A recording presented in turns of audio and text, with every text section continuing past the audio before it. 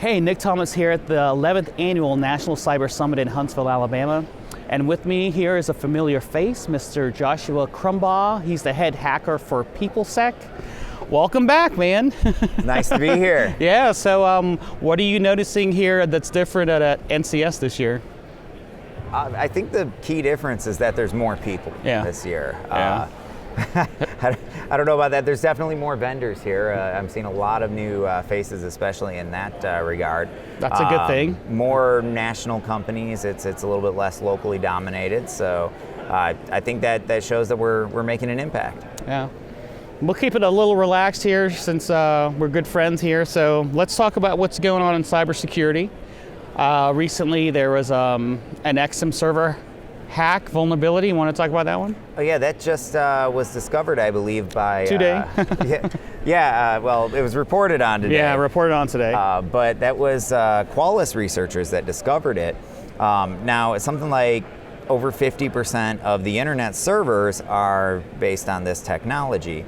And what's funny about it is they actually patched this back in January, but the manufacturer had no clue that they were patching a security vulnerability. They were just releasing an upgrade. So it was Qualys that found this today. But if your EXIM servers are not up to date, you should probably talk to your patch management people about that. Also, take a good look at the firmware, make sure that's okay as well. Baltimore, ransomware attacks. You know, people are acting like all of this is highly sophisticated. I'm sorry, these ransomware attacks are not highly sophisticated. I mean, they're using vulnerabilities from 2017, 2015 that they're exploiting. And why are they getting through? Why is it working? Because, well, number one, people aren't doing patch management. People aren't patching. But these are systems that shouldn't even be on the perimeter in the first place. Right. Why do you have SMB on your perimeter? Why do you have RDP on your perimeter? I mean, really, why do you have anything but web on your perimeter? Yeah. So, I mean, even if you want some sort of remote SSH access, you could do that through a secure web-based portal. And so I think the big thing is we don't know what's on our perimeter well enough. We're not managing it properly. We're not keeping it updated. And because of that, I mean, I would argue it's your fault if you're getting ransomware at this point off of such basic things. We got to start with some good cyber hygiene. Yeah. Yeah. Yeah.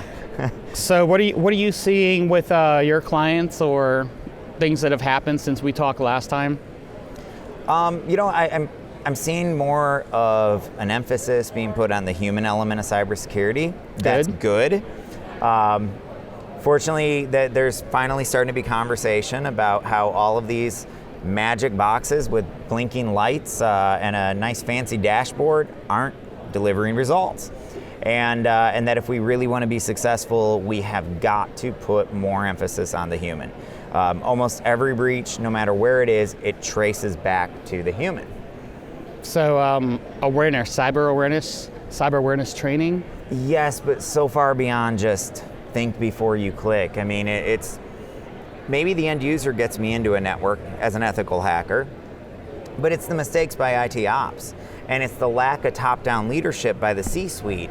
And that's where I was going with that. Yeah, and the developers and everything else that causes these issues. I mean, if you look at the Snowden incident, that was an HR mishap more than anything else. First of all, he had privilege creep. He was an IT help desk technician prior. Then he becomes a junior analyst where he gets access to this SharePoint site that he stole everything from. And as he gets access to this, he never lost his help desk privileges. So now he pretends to have epilepsy, and in the process of pretending to have epilepsy, they never validate that he's actually sick, going to the doctor's offices. They don't enforce core working hours with him like they should have been.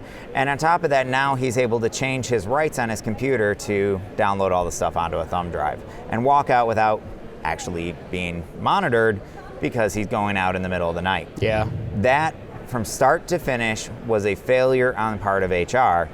And I argue we've got to get better at finding these vulnerabilities and really educating people on their role in cybersecurity. Because you talk to the average person in HR, they don't realize how critical and key they are to cybersecurity for the organization. And it all starts with that security clearance, actually, for that one. So, well, yeah. Well, that's a whole different story. yeah. Well, Stay tuned for our next episode. yes. So, what else you got going on, Josh? We're working on some really cool new technology to address actually that exact thing, and other than that, we got some other fun stuff in the works, but probably shouldn't talk about it just yet. But yeah, just always trying to sort of change that discussion and hold vendors more accountable. In fact, I just came from Win Schwartau's talk.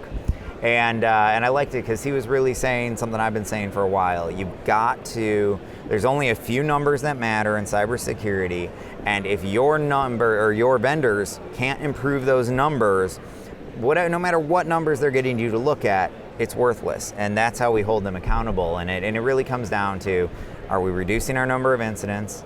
Are we reducing our time to detection? Are we reducing our response time? Right. Nothing else matters. They are all, maybe not completely irrelevant, but they're all sub to that those three metrics. Those main three. Okay. Yeah. Well, Josh, it's always great to have you, man. Yeah, Thanks for taking some time out. And of course, go to his website, which is www.peoplesec.org. All right. Have a good one. Thanks so much.